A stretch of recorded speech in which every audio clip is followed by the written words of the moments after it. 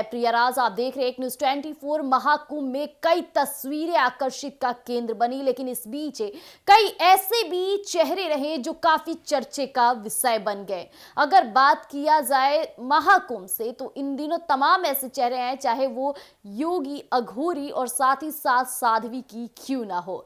मैं किसकी बात कर रही हूँ शायद ये आप समझ गए होंगे। इन दिनों जो सोशल मीडिया पे काफी धावा प्रवाह की तरह उनकी तस्वीरें लहराती मिली, उनके वीडियोस फुटेज निकलते नजर आए और इस बीच कई तरह की अपडेट भी जारी होती रही।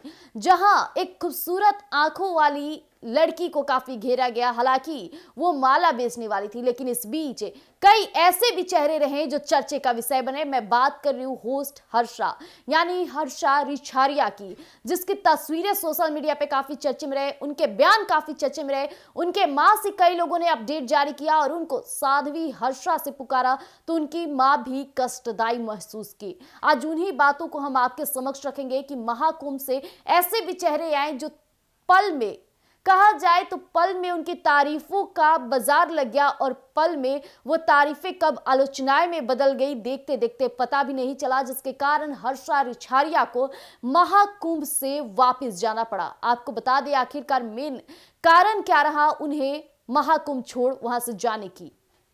महाकुंभ में पेशवाई के रथ पर बैठने चर्चा में आई हर्षा रिछारिया ने कैलाशानंद महाराज का पंडाल छोड़ दिया है।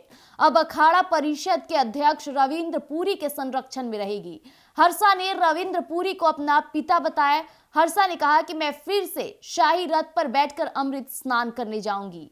4 जनवरी को महाकुंभ के निरंजनी अखाड़े की पेशवानी निकली थी। उस वक्त 30 साल की मॉडल हर्षा रिछारिया संतों के साथ रथ पर बैठी नजर आई थी। पेशवाई के दौरान हर्षा रिछारिया से पत्रकारों ने साध्वी बनने पर सवाल किया था और इस पर हर्षा ने बताया था कि मैंने सुकून की तलाश में यह जीवन चुना है। हालांकि उनकी बातें, उनके विचार काफी अहम रखते हैं।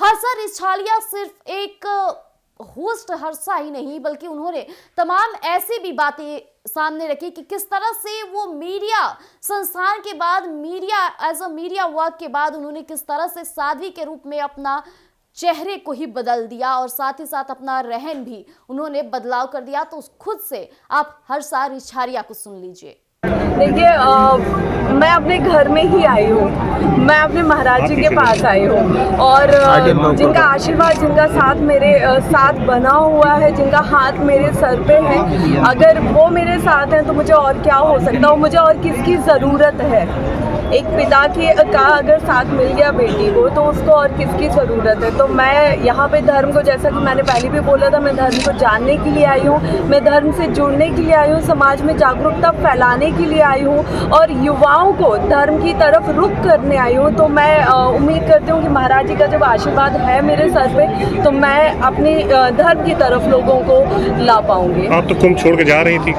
बिल्कुल मैं जा रही थी, क्योंकि कुछ शब्दों से मुझे बहुत ज़्यादा हर्ट हुआ था, बहुत ज़्यादा तकलीफ़ मिली थी और मैं शायद उतना उम्मीद नहीं कर रही थी कि ऐसा कुछ मैं सुनूंगी, वो भी प्रयागराज आके। लेकिन जब मैंने सुना उससे मुझे तकलीफ़ हुई, लेकिन कहीं ना कहीं महाराज जी ने मुझे हौसला दिया है, उन्होंने मेरा साथ दिया है और उसके साथ साथ देश के तमाम युवाओं ने, तमाम लोगों ने मुझे इतने मैसेज, कॉल्स और ईमेल्स किए हैं कि अगर आप चली गई तो हम भी शायद धर्म के लिए अब मुड़ना नहीं चाहेंगे, हम जहाँ हैं हम वहीं रहना पसंद करेंगे। अगर इतनी चुनौतियाँ होती हैं इस रास्ते पे तो हम धर्म से दूर ही ठीक है। तो कहीं ना कहीं ये चुनौतियाँ फेस करते हुए मैं आगे बढ़ूंगी और देश के तमाम युवाओं को जो मेरी तरह भटके हुए हैं, मैं उन्हें धर्म की तरफ जरूर लेके आऊँगी।